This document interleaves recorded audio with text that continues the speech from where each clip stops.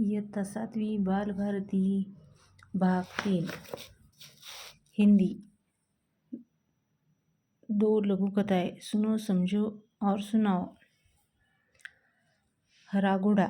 अकबर और बीरबल के किस्से बहुत प्रसिद्ध हैं। अकबर एक महान शासक थे। बीरबल उनके नवरत्नों में से एक थे। एक बार अकबर बीरबल के साथ अपने घोड़े पर बैठकर बगीचे की सैर कर रहे थे। चारों तरफ हरियाली को देखकर उनका मन प्रसन्न हो गया।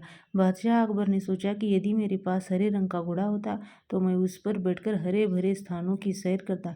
बस फिर क्या था। बादशाह अकबर ने बीरबल से कहा, मैं तुम्हें 1 सप्ताह का समय देता हूँ कि तुम मेरे लिए हरे रंग के घोड़े का प्रबंध करो। बादशाह अकबर बीरबल की बुद्धिमानी की परीक्षा लेना चाहते थे, इसलिए उन्होंने हरे रंग का घोड़ा लाने के लिए कहा था। बादशाह और बीरबल दोनों यह बात अच्छी तरह से जानते थे कि संसार में कहीं भी हरे रंग का घोड़ा नहीं होता।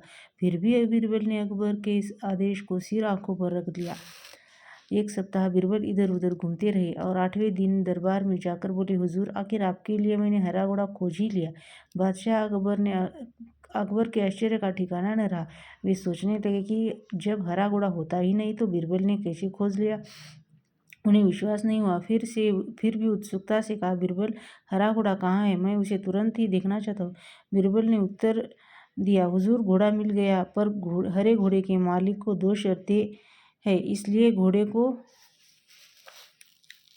आप अभी नहीं देख सकते, आपको इंतजार करना पड़ेगा। कैसी शर्त? बादशाह ने पूछा। बीरबल ने जवाब दिया, पहली शर्त यह है कि बादशाह को घोड़ा लेने वहाँ स्वयं ही जाना पड़ेगा।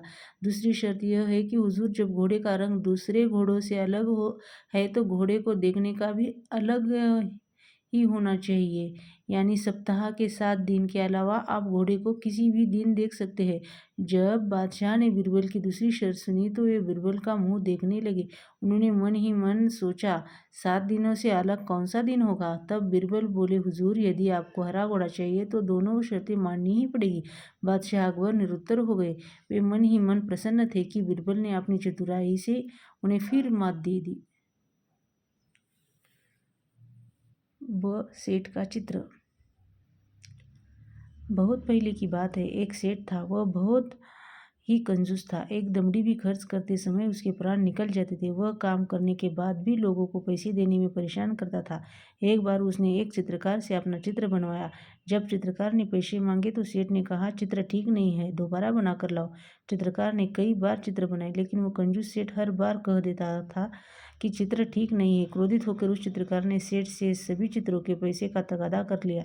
धूर्त सेठ बोला, कैसे पैसे? जब मेरा चित्र ठीक से बना ही नहीं तो मैं पैसे किस बात के दे दूं?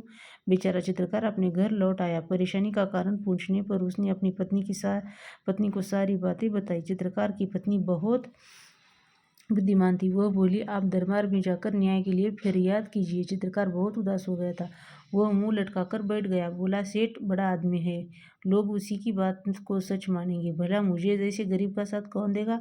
चित्रकार की पत्नी बोली, सबके बारे में ऐसा नहीं कह सकते। बादशाह अकबर बहुत दयालु है। वे भले ही पढ़े लिखे नहीं है, परंतु बड़े बुद्धिमान हैं। उनकी सहायता के लिए दरबार में 9 रत्न हैं। आप वहाँ जाइए, आपको न्याय जरूर मिलेगा। दूसरे दिन चित्रकार बादशाह अकबर के दरबार में गया और पूरा किस्सा सुना दिया। बादशाह अकबर ने चित्रों को लेकर सेठ को दरबार में बुलवा लिया। बादशाह ने सभी चित्रों को गौर से देखकर कहा, तुम्हारे इन चित्रों में क्या कमी है? हुजूर, इनमें से एक भी चित्र हूबहू मेरे चेहरे जैसा नहीं है। सेठ ने कहा। बादशाह मुश्किल में पड़ गए कि न्याय कैसे करे। बड़ी देर तक विचार करते रहे। जब उन्हें समझ में नहीं आया तो बीरबल से न्याय करने को कहा। बीरबल ने सारी बातें ध्यान से सुनी और तुरंत समझ गए कि सेठ चेहरा बदलने में निपुण है। चित्रकार को पैसे न देने पड़े, इसलिए वह नाटक कर रहा है। उसको सही रास्ते पर लाना जरूरी है। कला और कलाकार का सम्मान करने से कला संस्कृति की रक्षा एवं संवर्धन होता है। यह निपुण कलाकारों की इज्जत जहाँ होती है वहाँ देश विश्व में विख्यात होता है। इसलिए बीरबल ने चित्रकार से कहा, तुम्हारे चित्रों में सचमुच बहुत कमियां हैं। 3 दिन बाद इस सेठ का हुबहू चित्र बनाकर दरबार में ले आना, तुम्हें पैसे मिल जाएंगे। और सेठ तुम भी दरबार में आकर चित्रकार को पैसे दे देना। सेठ घर चला गया। बीरबल ने चित्रकार से कहा, 3 दिन बाद तुम दरबार में एक बड़ा सा दर्पण लेकर उपस्थित हो जाना। 3 दिन बाद चित्रकार दरबार में आया और सेठ के सामने दर्पण रखकर बोला, सेठ जी आपका चित्र तैयार है। सेठ अपना प्रतिबिंब देखकर बोला, परंतु यह तो दर्पण है। नहीं, यही तो असली चित्र है। बीरबल ने पूछा, सेठ जी यहाँ तो तुम्हारा रूप ही है, यहाँ है या नहीं? सेठ बोला, जी हाँ। सेठ अपनी चालाकी पकड़े जाने पर बहुत लज्जित हुआ। उसने चित्रकार को उसका मेहताना दे दिया। चित्रकार सभी को धन्यवाद देकर चला गया। बीरबल के न्याय से बादशाह अकबर बहुत खुश हुए। बादशाह अकबर की प्रत्येक समस्या का समाधान बीरबल अपनी बुद्धिमानी से फटाफट कर देते थे। यहाँ भी बीरबल ने दूध का दूध और पानी का पानी कर दिखाया।